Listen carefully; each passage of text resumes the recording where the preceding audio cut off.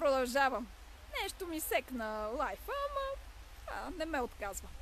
Да, разказвах за Спаска, която е от Пловдив, която си търсила рецепта в интернет, нещо да сготви, попаднала и подари емоция, видяла семейни игри и се сетила за своята приятелка и колежка и нейното семейство, които са затворени вече една седмица от тях.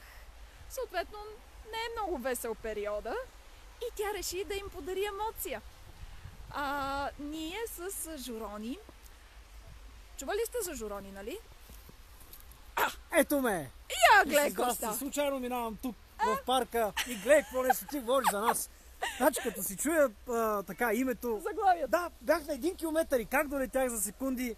Чух, че говориш за Спаска, да, за прекрасното семейство, което успяхме да изненадаме и видяхме наистина какво означава да направиш така емоция, която е абсолютно неочаквана и каква хубава рецепта има всъщност в тези странни времена. Всички ние обичаме живия контакт, но така или иначе след като не може да се случи на живо, измислихме перфектната рецепта за забавление. Онлайн семейни игри. И аз сега в момента загрявам, защото утре ни предстои. Имахме няколко семейства, които бяха изненадани от свои любими хора, но бяха сами. Тоест семейни игри само с едно семейство. Точно между тях си. да. А утре, Криси, какво ни предстои? Голяма работа. Първия семейен батъл. Две семейства. Между другото, децата са рожденици, т.е. имаме един рожденик на 1 декември. Неговият най-добър приятел, който също става на 10, като първият рожденик е роден на 2 декември. И те са свързани за цял живот приятели.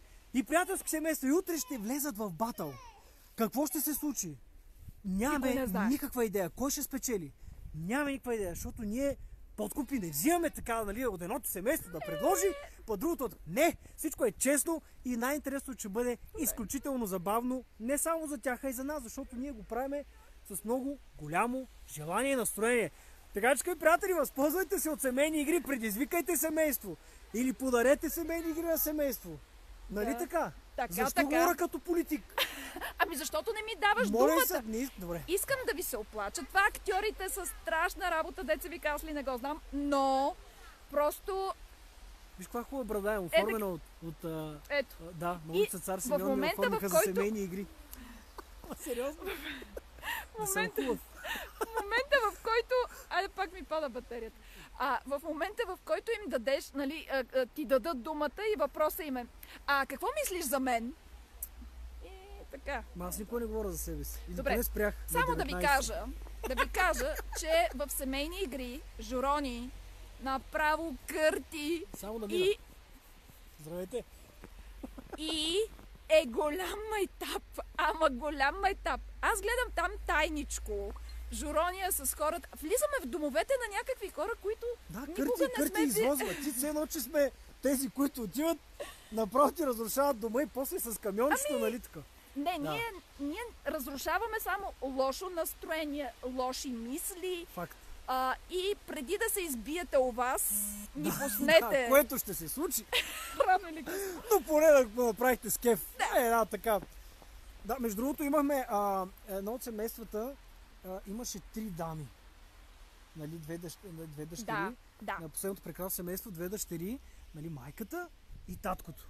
Да. И таткото, Станислав Горкия, го питах, поне кучето кажи, че е мъжко, защото видях, че има едно куче. Той каза, не, вика, женско е. Така, Станиславе, желая ти успех, приятелю, да оцелеш в тази странна пандемия с толкова много жени около теб, но мисля, че той ще се справи.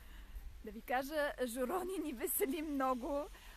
И имате в момента невероятния шанс, просто измислих го така, че да може да ви го дам на тепсия, така да се каже. Не точно, да ви го дам по Zoom. Да, едни прекрасни между 30... Жена ти дава ли? Даваме, да, тя не е ревнива, всичко е наред. Особено по интернет. Нали, всичко е...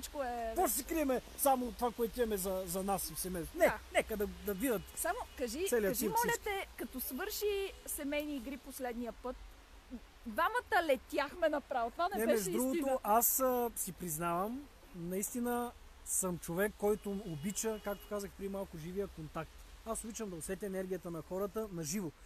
И не съм от тези артисти, които обичат много онлайн нещата, но честно си признавам, ти знаеш много добре какво ми беше първоначалното мнение. В последствие видях, че емоцията, която наистина има в нас самите, е уникална, когато сме я предали на други хора и после виждаме обратната връзка.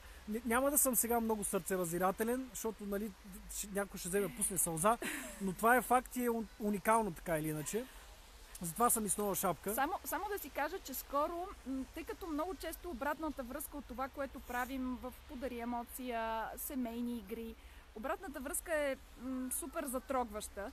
И да ви кажа, наскоро като реагирах така доста емоционално и приятели ми казаха, добре де ти сега, ако всеки път така реагираш, нали, се разстройваш. Не всеки път реагирай така, защото е зареждащо. Наистина, пожелаваме ви и вие да реагирате така. Хем се смеете, хем се забавлявате, хем после даже родителите, като си легнат, по друг начин могат да се видят. А що не ни коментира, да? Не знам, по друг начин могат да се срещнат в нощта след семейни игри. Разбираш ли? Да се преоткрият. Ами ако ни гледат деца, бе, Жора. Че ние говорим за родителите. Добре, децата значи, са си в детската. Така или иначе, нашите клиенти, пациенти, приятели са родители или там. Да, може и да не сте родители, чакай малко. Може да сте дете, само че е хубаво да са 7 плюс децата, защото няма 18 плюс неща в семейни игри. Разбира се, просто децата под 7 годишна възраст трудно ще се справят с предизвикателствата, а те наистина са интересни. Няма да издаваме какви са, защото вие просто трябва да станете част от семейни игри. Да. Това е. Очакваме ви. Гледайте, имам жълта блуза. Чакай, бе, сега. Съм луд. Хайде, и после нямало 18 плюс. Да, жълтата блуза. Да, лудите хора ходят с жълта.